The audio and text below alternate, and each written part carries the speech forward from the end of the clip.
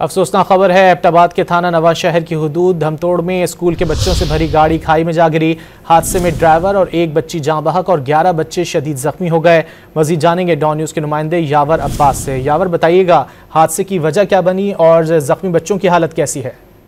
जी बिल्कुल जी, ये ऐसा है कि निजी स्कूल की तलबा की ये स्कूल वैन थी कि जो स्कूल की तरफ जानब जा रहे थे कि गहरी खाई में धमतोड़ के करीब जा गिरी।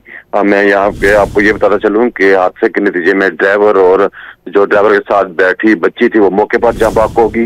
12 जो है वो जख्मी हो गए, जिनमें 2 जो है वो शदीद जख्मी है और उनको एबटाबाद यू मेडिकल कम्प्लेक्स अस्पताल में तबीब इमदाद दी जा रही है। जी बहुत शुक्रिया यावर अब्बास इन तफसीलात के लिए।